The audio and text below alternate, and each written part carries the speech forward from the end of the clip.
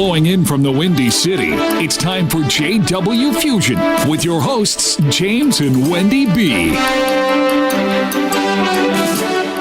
Welcome to this week's broadcast of JW Fusion. I am your co-host, J.H. Carpenter Barnes, and I'm here with my gorgeous and brilliant wife, Wendy B. This is Wendy B. You are Wendy and B. I mean, I'm so this show right here. This show right here. Oh, I'm excited. So what's up with this show? This show has my favorite person in the world that I get to interview. Your favorite person in the world? In the world. Oh I get to interview this phenomenal person. Oh boy. This person is a PhD, an author. He is on the second book. He is handsome, uber intelligent. He is my husband, James H. Carpenter Barnes. Oh, that sounds like me. It better be you. Wow, you speak so highly of me. Thank you so much. Of you. I appreciate that. Good. Well, I really do, because I mean, you see me at my best and at my worst. Well, that's twofold. So praise God, you still love me. So I appreciate that. That's very gracious of you. So. You're going to interview me? Yeah, I thought it would be a good idea because we're talking to other people. We tend to talk to each other about topics, but sure. Just to give our listeners an insight into who we are as people, I thought it'd be a great idea to interview each other. Yes. So this particular that's show, challenging, right? Yeah. Because we have to be candid. We do. We have to be candid. We don't have to pull some stuff out. Yes, and I ask questions that I think people want to know the answer to. Okay, well, so are you ready? I have the courage, and I have the assurance that I can deliver. Of course, you can. Yes. So first and foremost, James H. Carpenter Barnes, you are an author of Between the Ticks of the Clock. Yes, I am. Now, I have the privilege of being with you as you went through this journey, and we've often talked about having that journey and giving with your time and knowing that you are focusing on something and we don't have that much time together. Right. But now this book was on the shelf, sitting there, collecting the dust. Why was it, what made you write it in the first place? And then what made you take it off the shelf? Well, you and the Lord, I believe, were behind me taking it off the shelf. I initially wrote the first draft. I wrote it in longhand, 150 handwritten pages. Wow. And I was the church I was attending at that time, I was sitting there one Sunday and they did a short skit where a young lady who was being passed over for promotions in her position at a large corporation, she decided she was going to begin doing affirmations and confessions and doing positive thinking to help her to elevate or to advance her career. Mm-hmm. And I said, wow, that would be a great story for a book. And I had never thought about writing a fiction. I was about to stop you, like, wait, so most people are like, oh, that was a great story. I got something out of it. Yeah, and how did you get from seeing the I honestly don't know how that happened. That's why I believe the Lord inspired me.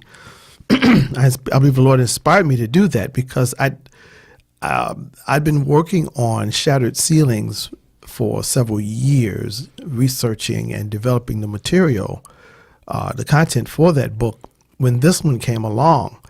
And it was so powerful, it overwhelmed me because I could relate to the character as he developed. Mm-hmm. The main character, Jameson Harold Donovan, is a middle-aged executive, and he's very unsuccessful.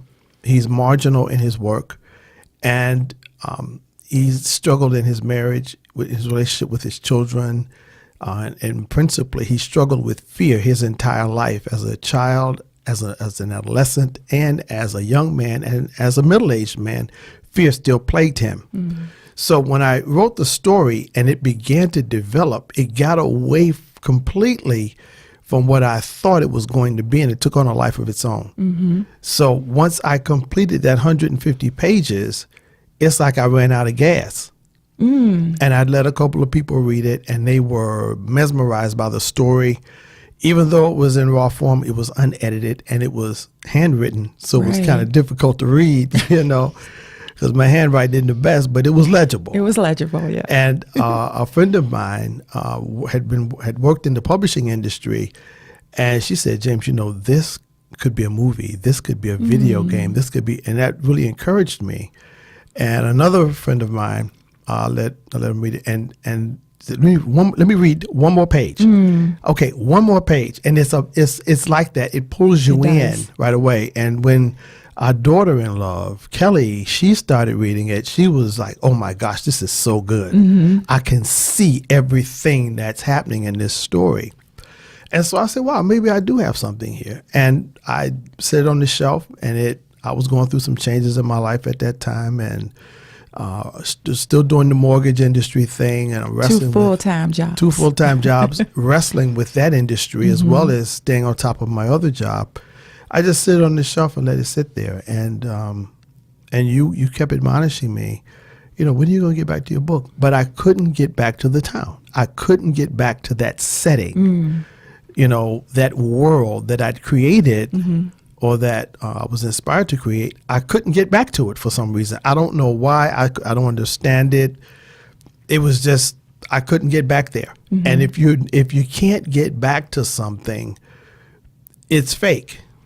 That had to be frustrating, though, for you. You had written a certain number of pages, words, and you had started a storyline that obviously captured a few people. And then you get to a point you're ready to get back to it, and you're like stuck. Well, the thing was, I guess maybe I wasn't ready to get back to it because I set it down and I was so immersed in the challenges of the business I was in and my other job. It was pretty demanding, my time and my intellect. So I just set it to the side. So now, tell people, because there are a lot of people out there who have something on their heart, a book or some other project that they have in their heart, and like someone read your book in its raw form. It was like, this could be a movie. Oh my gosh, I see so many big things. That can terrify someone to stop where they are. How did it not stop you, but it encouraged you? As I said, it was, I'm a very creative person, and, I'm a musician.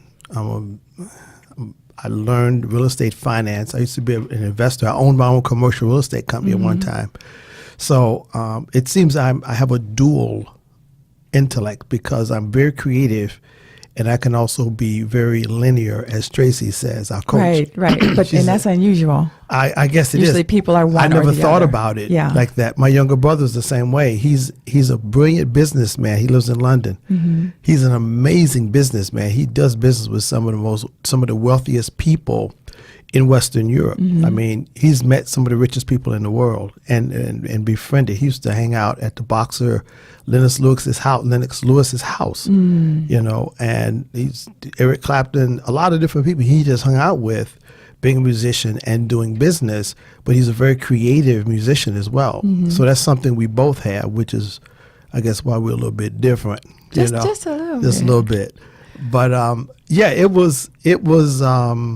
it really wasn't, because I guess I switched from the creativity to the business aspect. And but what happened was we went to that workshop with at our home church with Pastor Rob, and someone behind. I mentioned the book, and a young lady behind me, Tamira.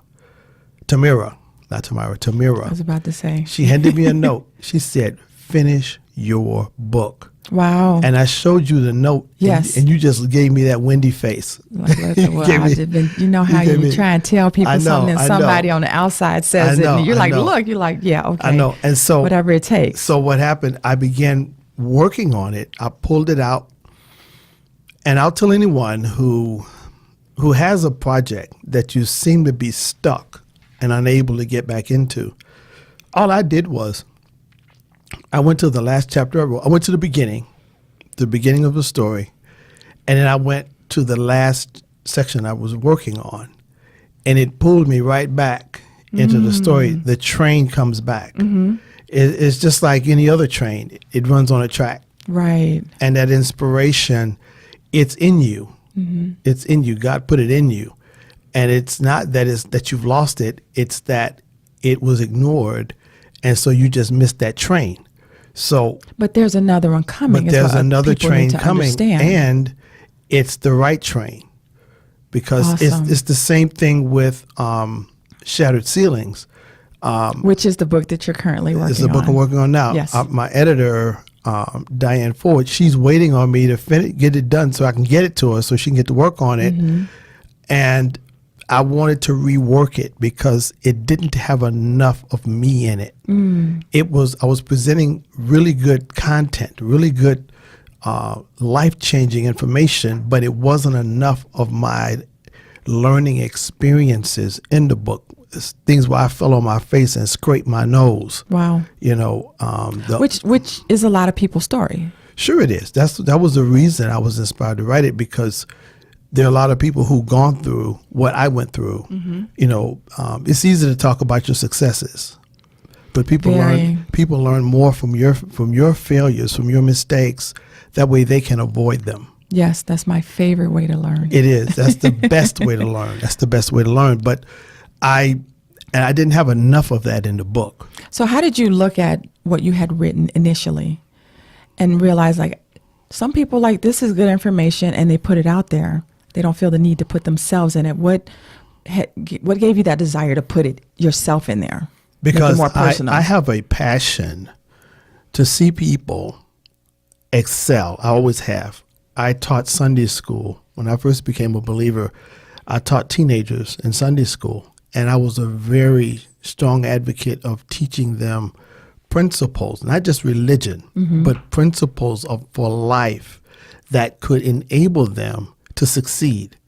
And I believe that's our responsibility, is to genuinely encourage each other and to inspire each other.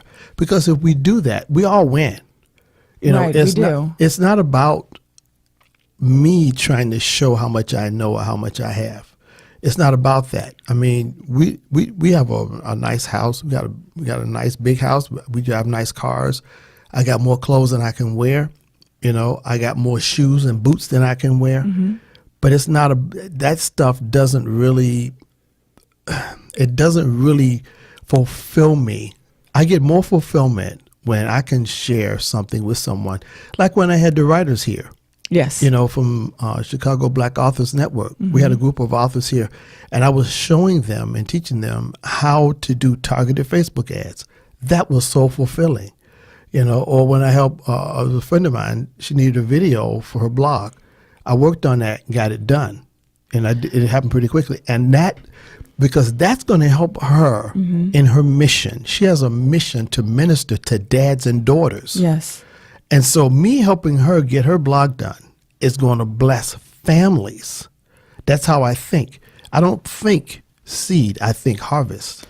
So what do you say to the person who's listening? Because you and I have been very poor before. And you see people who have the appearance of affluence, the cars, the home, the clothes. And I said it, you know, it's easy to say that when you have all of that. Yeah. So how do you tell the person who may not have the home, who may not have the car or clothes, that still reaching out and helping others will benefit you as well? Most people at this level, because we've been there, so we speak from experience. Yeah. You know, like, you have your stuff, so now you can give, but you have to learn how to give initially from the beginning. I gave when I didn't have a lot. When I was a machinist at a factory on the north side of Chicago, I quit school.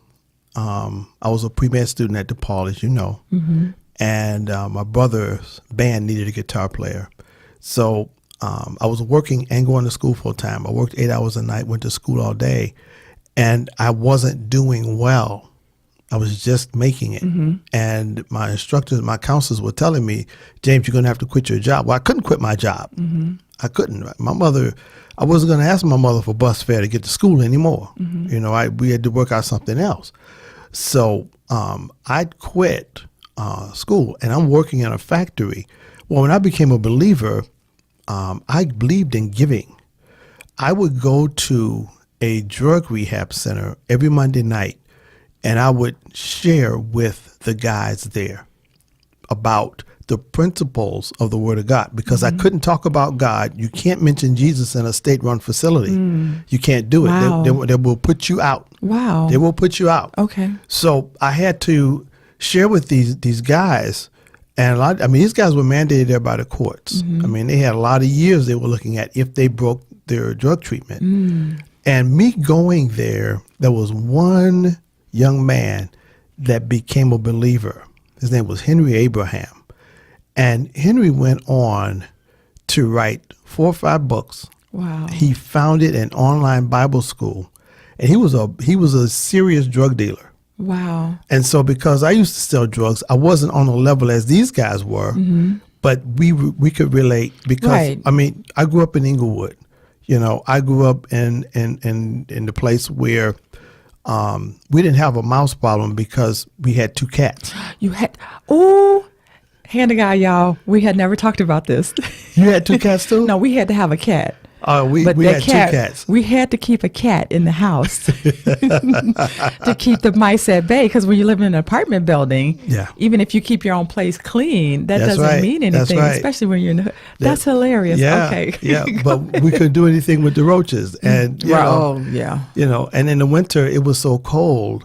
The heat, you don't care how far you turn that thermostat up, you didn't have no heat. See, I didn't have a thermostat. So we had a thermostat, but once it got below a certain temperature, it didn't work. Because the landlord set it at a He certain set point it, to not yes, go yes. higher. So what we do, my mother had 2 rollaway beds. We pushed the kitchen table back, and we lay those 2 rollaway beds out in the kitchen. And me, my sister, my brother, and my mother, we would sleep on those 2 rollaway beds with the stove on, with a big pot of water. You gotta have the water. Gotta have the water in there.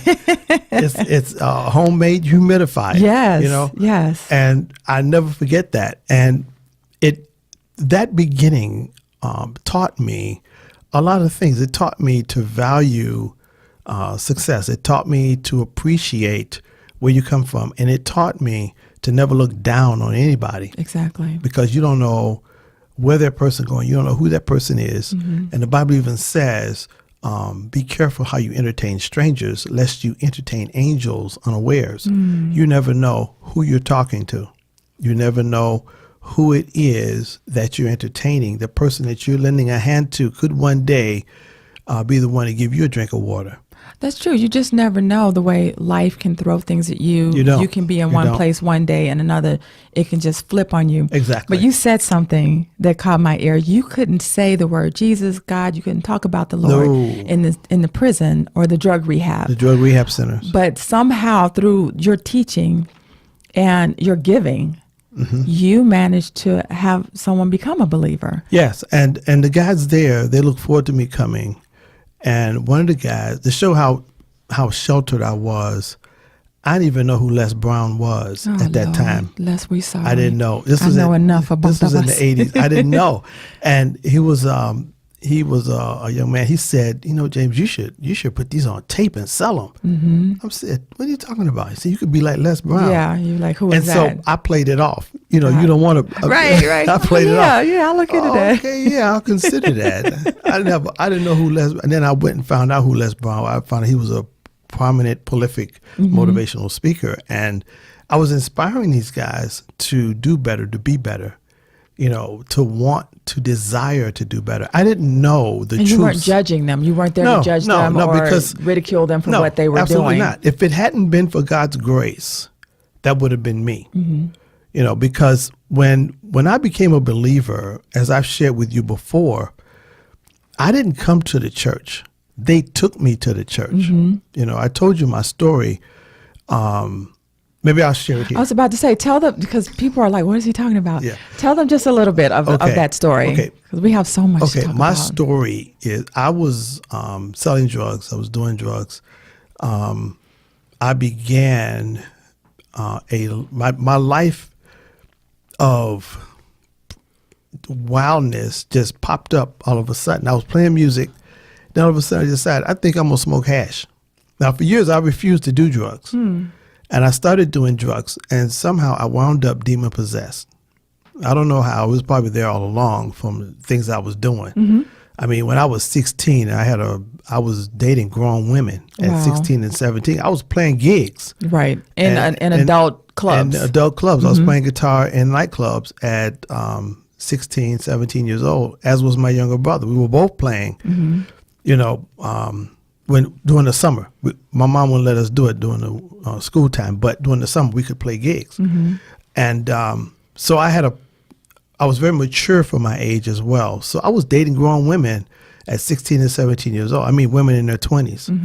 And so I got into drugs, and it escalated to the point where I was doing cocaine, I was doing PCP, smoking marijuana, of course.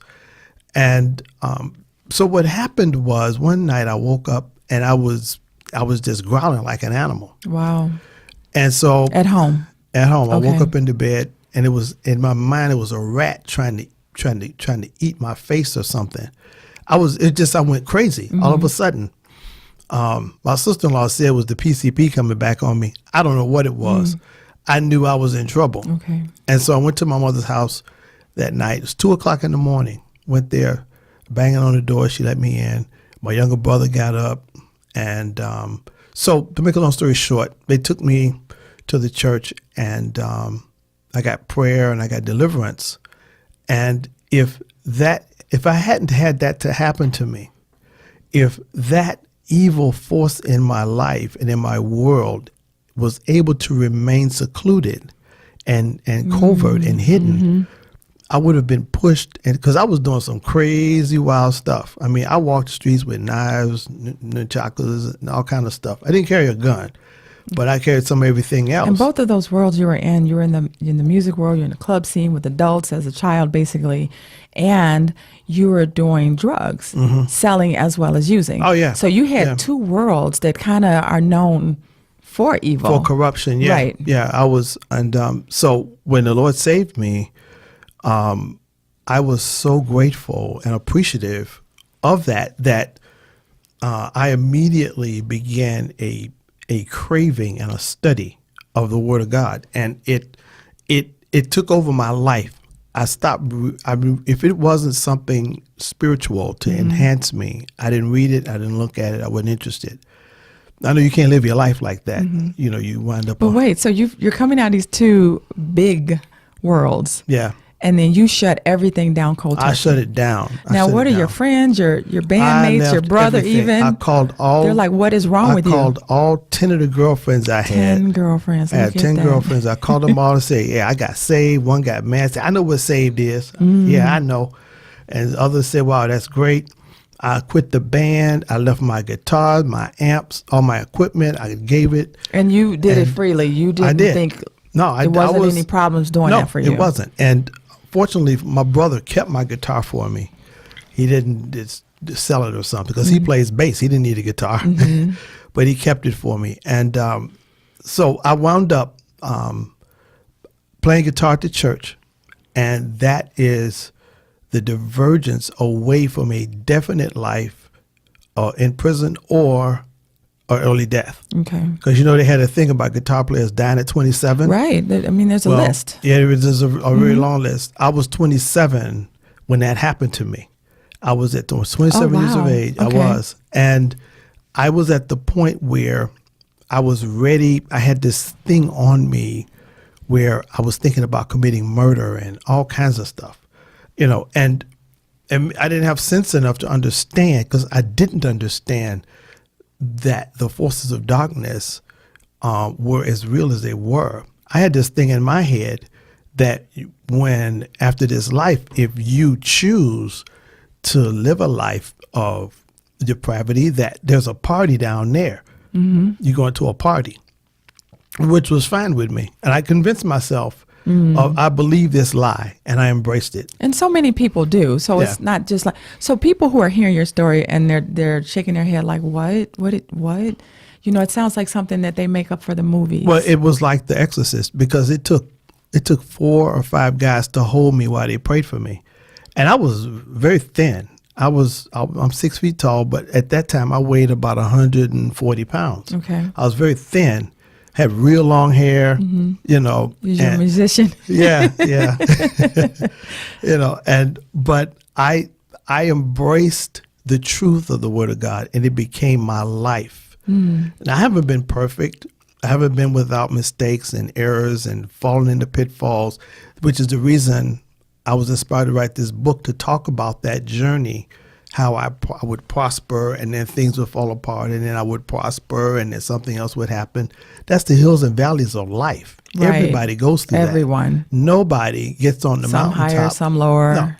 If somebody goes on a mountaintop and stays there, that's because they died at the top of the mountain. Wow. That's the only way you stay on top. Because if it isn't a financial or material loss, there's an emotional loss. There's a mental loss. Something happens to abase you, and then you allow to abound. That's why Paul wrote, whether I'm abased or I'm abound, whether I'm succeeding or failing, that I'm content with my life in Christ. Wow. And so that was the thing that I learned, because I was in trouble. So to tell this story, some people are like, why would he say that? You know, because a lot of people would not understand that story of what you're saying, because for the most part, people have not had that kind of evil that in their lives or in their bodies. It was physical for you. It was. I couldn't eat or Why do sleep you for 3 tell the days. story? What makes you tell the story? What is it you look to gain or to help other people with? I look at it like this. If people can talk about their success and their fame and the things that they did, how can I not talk about the act of grace that was extended to me by God's mercy? That to me is something to boast of, because I make my boast in the Lord. I don't have anything to boast about. Regardless of the things I may have or the things I'm doing or have done, my boast is in what the Lord has done in my life. And I'm compelled to do it. And there are a lot of people who have been, who have come to the Lord, me sharing this story, you know, because I used to travel. I was an evangelist. I ran revivals around the country, and I was on radio, I've been on television and all of that. But now we're doing something different, you and I, to reach people in a different way. Right. Because the church has become so irrelevant to so many people. And you don't hear about, here in this country anyway, you don't hear about people being demon possessed like you did back in the 70s and the 80s. You don't hear it as much, because the strategy has changed. It has the enemy has gone from using a blunt instrument to using a scalpel. He's become very strategic in what he does. His attack and his strategy to ensnare people, he's using things that are pleasing and pleasant versus things that are fearful and intimidating. You know, so that's the reason that I share this story, is because it's only by his grace that I'm here. And those guys that were in the rehab center, that could have been me. Yeah. Now, really quick, because we're coming close to commercial time, what is it that you look to the reader to learn from this book, Between the Ticks of the Clock? Is it because your character is a man, Jameson? Yes. Are you looking to empower men, or can anyone read this story and get something out of it? Initially, I thought that the story would appeal to, I guess, everybody, you know, but I found from the marketing that I did, a lot of men were drawn to the book. Which is huge, because men don't usually buy books. I know. It's very interesting, because I talked to a gentleman who's a business owner, and I was telling him about the book, and he said, "Wow, James, that sounds just like me." Wow. And I said, "What?" He said, "Yeah, that guy you're describing, that's me, my whole life." So I think a lot of people can relate to that. Yeah, sure. There are a lot of people who have wrestled with fears. Right. Yeah. I mean, men and women. So I read it and I thought it was incredible. But we are coming very quickly into a commercial. But so when we come back, we want to talk about Shattered Ceilings. Why go from this fiction book to something to help people with steps and plans on how to make their lives great? Okay. So you guys stay tuned. We're going to keep talking to Dr. James Harold Barnes, my husband. This book is the story of Jameson Harold Donovan, who lives in the city of Sussex Falls. Feeling trapped in his dysfunctional marriage to his wife and a stranger to his own children, thoughts of suicide dominate his waking hours. Jameson discovers he was selected before birth by the Almighty to receive quasi-angelic abilities. Between the ticks of the clock.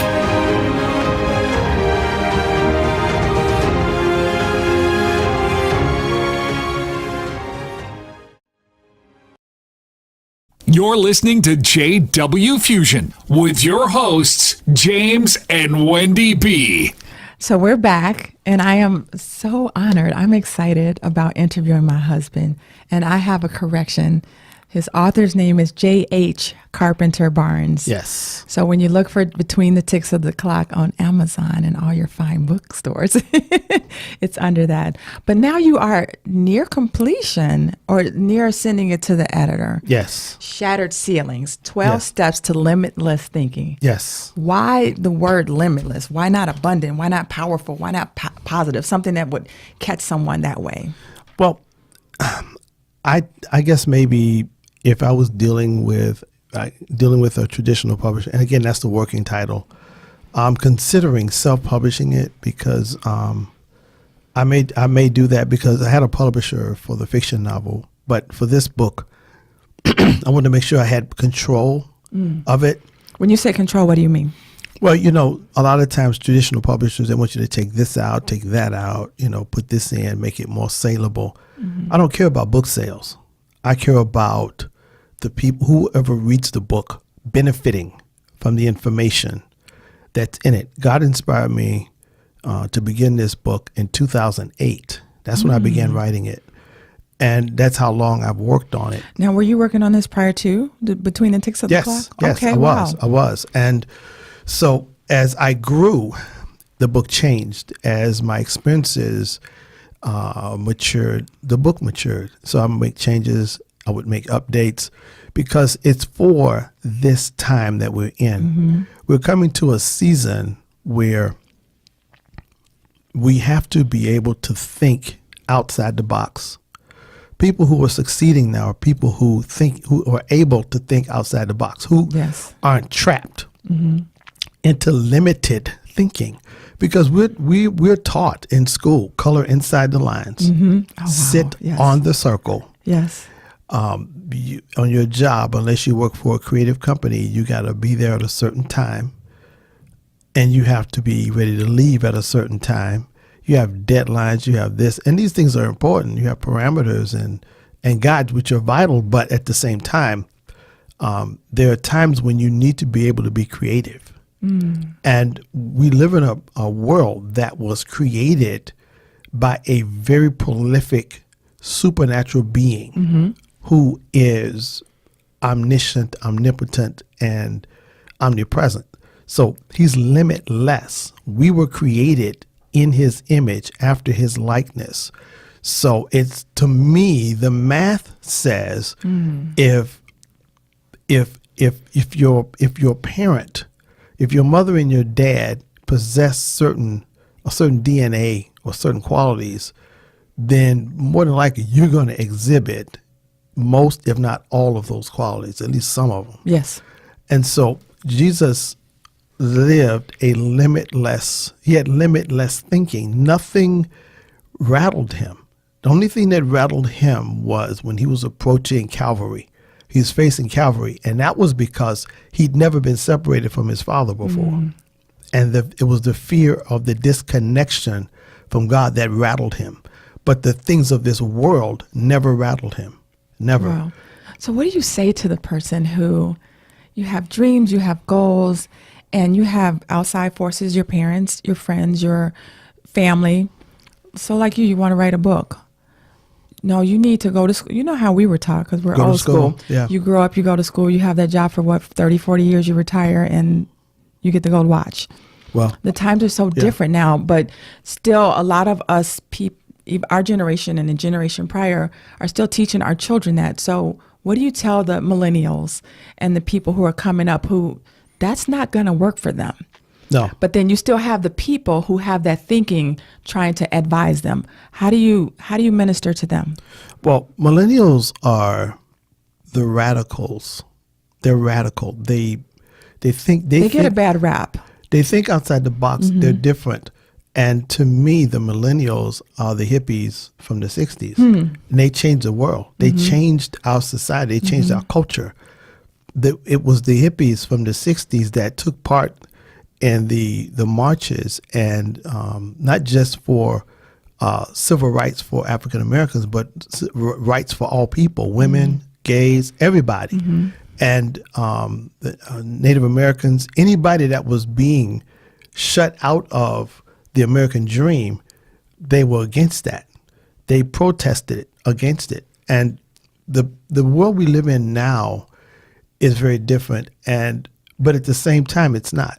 There's nothing new under the sun. It just puts on a different suit, puts on a different pair of shoes, but it's the same principles. And so I wanted this book to be able to be a non-preachy, non-pointing, jabbing the finger type work. That's why I jab the finger at myself. I point at myself. I say, this is what I did. This is what happened to me.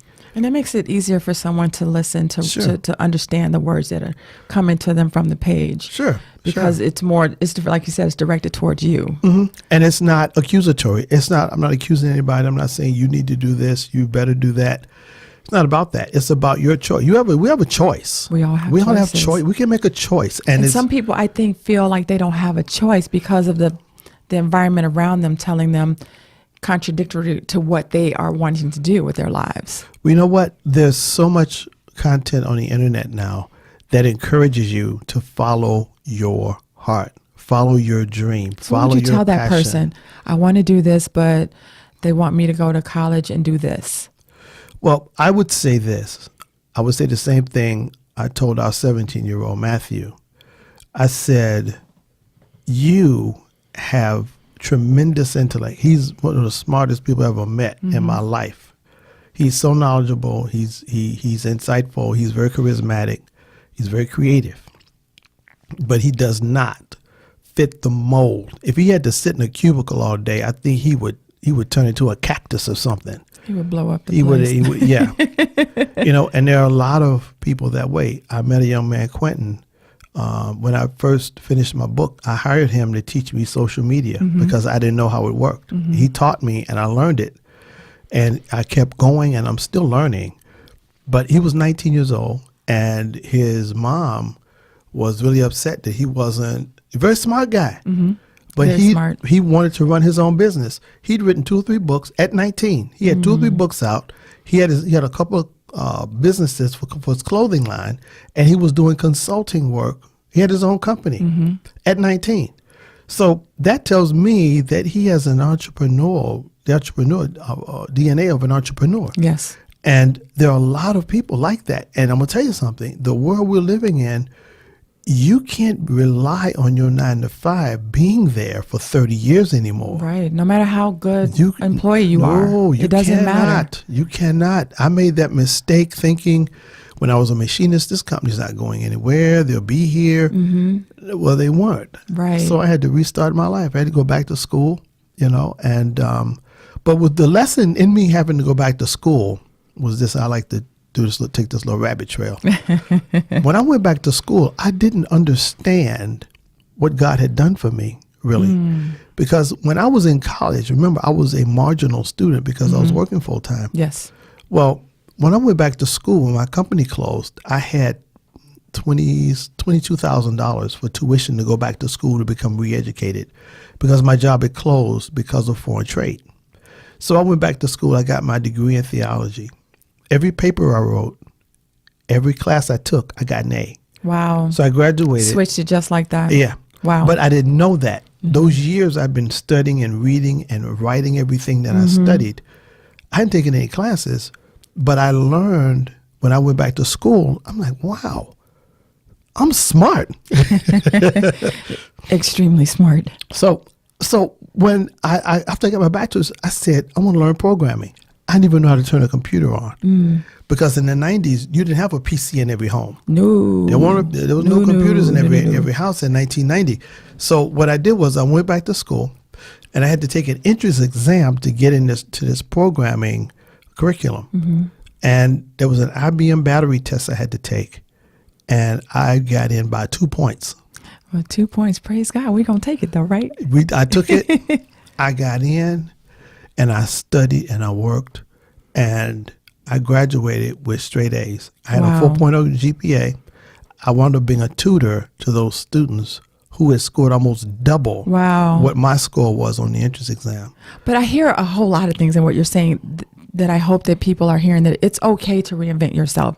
Yes. It's okay to stop and put this totally away and go on to this. Yes. It's okay to take a chance on yourself. Yeah. Because I could have got a job as a machine. I was good at what I did. They paid me a lot of money to do it. And a lot of people get stuck in that, what they call the hamster wheel. Like, this is what I do. I'm good at it. I'm just going to go find another job doing this. I reinvented my life using the principles that are in this book. I didn't know that's what they were at that time. But God knew. And He was taking you through those steps. He was allowing me to learn His word by practical application. Yes. That's what the word is. It's not about religion. It's about taking the experience and utilizing it. What good is a hammer? Nails and wood. You need to build a house. You got the hammer sitting there. You got the nails in a nice row. You got the lumber piled up, and you're sitting there, you're looking at it. Wow, look at them tools. Man, that's a special hammer right there. I got that hammer right there from Home Depot. That was that top of the line one. Top of the line with the chrome on it, with the grip, like the Kung Fu grip on G.I. Joe. That's a custom, and you don't do nothing with it. Right. And a lot of us, that's what we do. A lot of us do that. We do that with the word. The word of God is a tool. It's a weapon. We all have different versions of the Bible. We got the King James. Yes. We got the NLV. And they sitting there in a row. They look pretty. They pretty, and the binder and the spine is dust them every week. Yeah. It's not doing you any good. It's not doing you any good. And there's principles in there. That's the reason. Like I said, and you break it down and make it palatable. Yes, the book is written in such a way. That's why I'm having Diane to edit it. Who's our sister to the north. We coming, Diane. We coming, Diane. She is a tremendous editor, and I've read her books, and I like her style. And it's hard for me to take complex ideas and simplify them.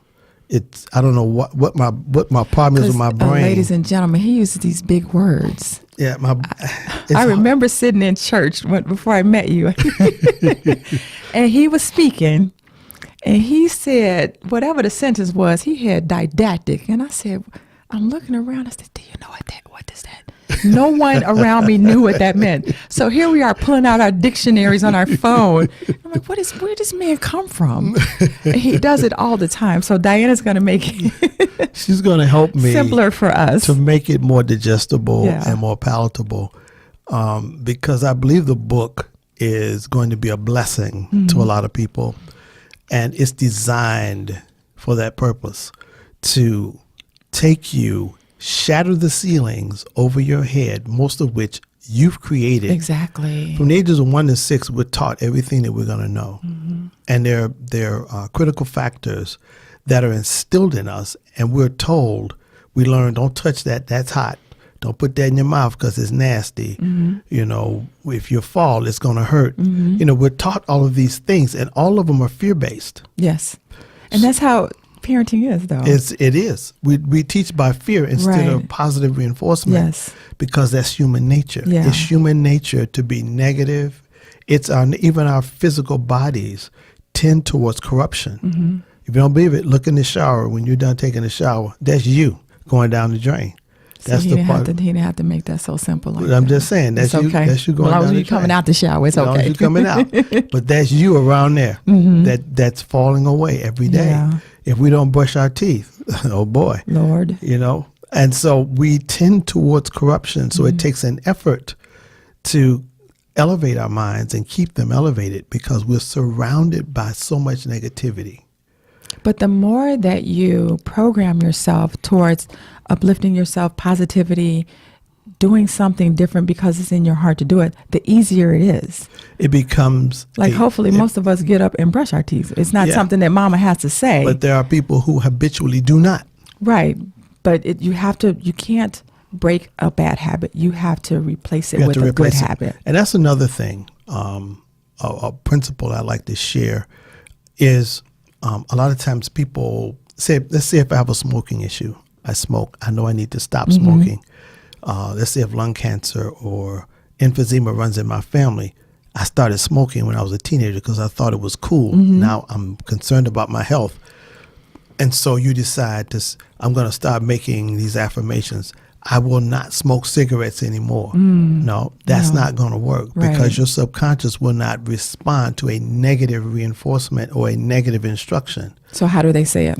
What you have to say is, I'm going to do those things which are healthy for my lungs. I'm going to change my diet. I'm going to develop habits that enable me to be healthy, stronger, better, wiser, to live a longer life. You start saying those positive things. You don't say, I'm not going to eat any more chocolate cake. I'm not going to eat any more rich desserts. No, I'm going to eat more vegetables. I'm going to focus on healthy living. I'm going to do more research. And you focus on the positive things. So you displace the negativity. Because if you try to displace a negative behavior with negative words, you're going to still have a negative. Right. It's not going to help. Right, exactly. It's not going to help. And you're going to be frustrated and just say, forget about it. You're just going to give it up. We always run out of time, babe. Yep. But I want to ask you really quickly, just for people who are out there who have a dream. We were talking about the relationships earlier where Quentin's mother was not happy with his decision. We know of another person who has a dream in his heart and his wife is like, but we have bills. Talk to the person. So because we've been through, you being gone, not gone physically, but you're closed up in your office and you have this dream. And even when you decided to come away from the mortgage industry, I was very excited about that. I knew that money would change for us, but I was excited because I knew you were going towards your dream. What do you tell the other person who has someone in their lives, be it a child, a parent, a loved one, a spouse, who has this dream and is shifting something that you consider safe? Okay. The first thing you have to consider, if it's a male and his wife doesn't understand, or if it's vice versa, if it's a wife and the husband doesn't understand, people want security. People want security. I did research once, and it was found that women will choose security over romance. Yeah. They would choose security over good sex. You hear a lot of women say, I'm going to marry next for money and not love. They would choose security over a good-looking mate. And so the way you deal with that is you create a plan in writing, and you sit them down and say, hey, here's my plan. This is how I plan to do what I'm desiring to do.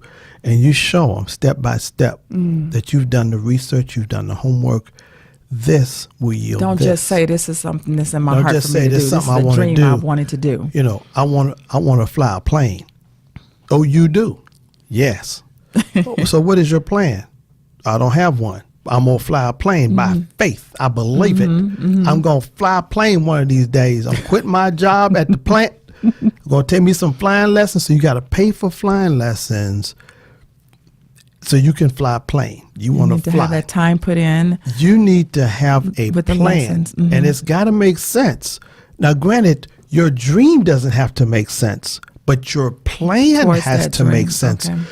See, let me put it this way. When Thomas Edison did the light bulb thing, he performed 1,000 experiments, I believe, and I think one of them finally worked. Right, he failed a lot. Right, but he had a plan that he was following. He had formulations. So you have to have a plan. You have to have a formula.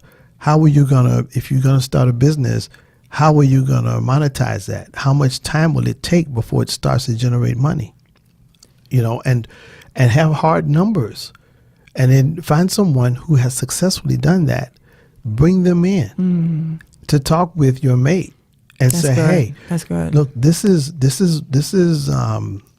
Joe Blow, and they've successfully done this. Include them in your Yeah, dream. it took 2 years for the thing to turn around and to monetize, where he was able to replace the income he lost when he gave up his regular job.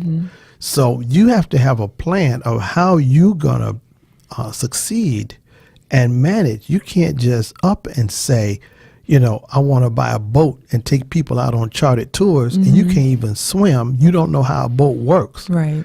You don't even know anyone who has a boat, but you watch Gilligan's Island or something, and now you want to go for a 3-hour cruise. You can't do that. You have to have a plan that makes, no matter how big that dream is, and it should be a big dream. It should be enormous. It should be massive. Our dream is humongous. It's so big I get dizzy. I've written the business plan already. The guy gave me 2 years ago. He told me, write this business plan for this thing he wanted us to do. And I did it. I haven't seen hide in the hair of anything, but other things developed. And what God does is, when you do what he said, okay, Yes. now he starts to put a brick here. Yes. He lays some foundation there. He Yes. puts some more bricks. He puts in some studs. He puts in the framing. And you look up one day and the thing is built and you don't know how it happened. Right. But you did But what you're supposed You to. did what you're supposed to do. You have to have a plan. You have to, if you're a believer, you have to use your faith. And when you're using your faith, you have to be pragmatic and faith-filled, which means your faith is driving Yes. your pragmatic or practical behavior. You can't be imbalanced. I used to be either I was too practical, I was too spiritual. I could. And that's a lot of us. Oh yeah. Oh, yeah. We have that laser beam focus, but we're forgetting we need to pay attention to other Yes. aspects. Yes. But really quickly, speak to that believer. There are a lot of believers who are happy in that box that they're in. Listen, I get up, I go to work, I'm fine. Now, my spouse is talking about doing something crazy because that's the way they receive it. Speak to that person on how to have a more open mind, believe in the person that you profess love to, believe in the child that you raised. Talk to that person who is like, no. Well, I would say if there's an issue, what I would say is ask that person, put a plan together and share it with me. I would like to see your plan, your business plan, how are you going to execute this? What do you have? Have you thought this through? Because sometimes if you have an idea and you really think about it, you begin to put a plan together, you see holes in it. Right. You see Which is what you big need to gaping see. holes. Because, for example, when I started doing real estate investment, I was very good at creating deals. I read a lot of Donald Trump books on the art of the deal and buying and selling real estate by other authors. And so I was very good at that because I did real estate finance. I had my own commercial company, which you have to be very creative with as well. But what I didn't do, I didn't have a plan to manage and to exit. Oh, wow. So I was getting into these That's deals. big. I didn't have a way to manage or to exit the deals. wow. So I had millions of dollars in real estate, and if something goes wrong, I'm up the creek. I don't have a paddle or a rudder.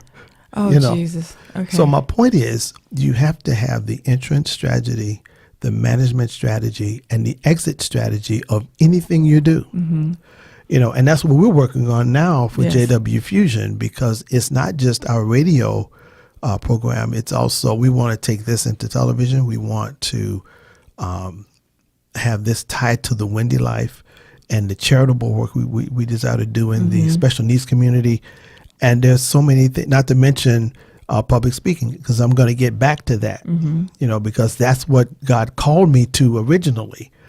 And so that's the reason he's given me this book, to get this out to people and share it and impart it into their lives to bring change.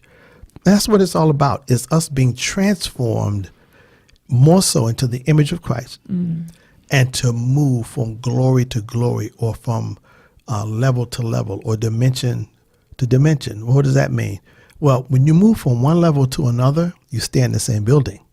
But if you go from one dimension to another dimension, you have to change addresses. Wow. Yeah. And be strong and have faith that you can do that.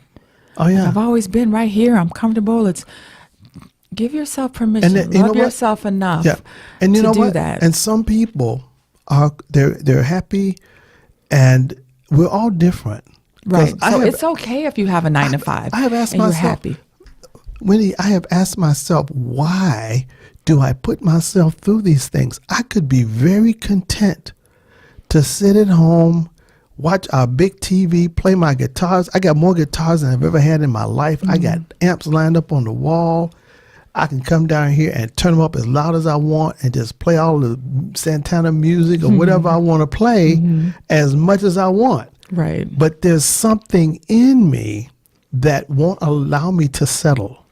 Some people can, and that's okay. Right. God made it where He allows us to be who we desire to be.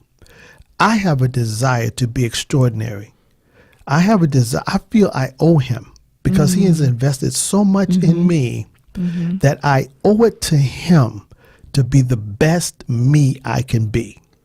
Wow. And that was the reason, part of the reason I changed, I made my name J.H. Carpenter Barnes, because my birth name is James H. Barnes.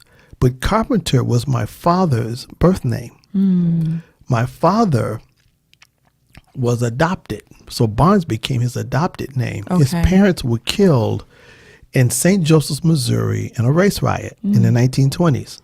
So as a little boy, he was sent to Laurel, where he was adopted by Dr. Barnes. Laurel, Mississippi, where he was adopted by Dr. Barnes. And that's how his name became Barnes, but his birth name was Carpenter. And I always said, when I get to a certain point in life where I've accomplished or my name is out there, I'm going to add my father's birth name to my name. So that's how I became J.H. Awesome. Carpenter Barnes. Okay. Yeah. And because that's who he was. So now, really quickly, take 1 minute. What does the future hold? What is your goal in short term? Let's do short term.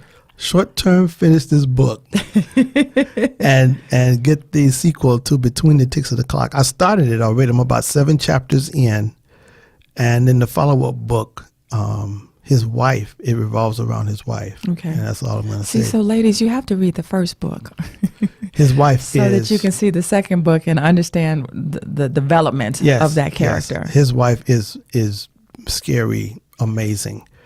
Again, it's an action thriller, and then there's a third book that will come to sum it all up. Wow. Yeah, that's the plan, short term. That's a good plan. Yeah. Now, how can people get in touch with you? Well, I have a website. It's www.jhcbarnes.com. Okay, and can they find you anywhere else? I'm on Facebook, J.H. Carpenter Barnes, James H. Barnes, J.W. Fusion, and I'm also on Instagram and Twitter. Awesome. Well, thank you. Oh my God, it went fast. Oh, but wow. Thank you for allowing me to interview you. This was fun. It was. Being in the hot seat. How was it? It wasn't as difficult as I thought it was going to be. Well, thank you so much for tuning in for this week's JW Fusion Radio. Yes. Listen to us every Thursday at 6 p.m. Central Standard Time on www.artistfirst.com. This is a pleasure, babe. Thank you so much for allowing me to be your guest. Oh, awesome. But I want you to close with your normal close, so go. Allow God's grace to flow in your life as a mighty river. Hi, this is Wendy, and welcome to The Wendy Life. This is a brand new show. We are celebrating some unsung champions in our community, the disabled community. I have been a mom of disabled children for 21 years, and I look to bring light to this community.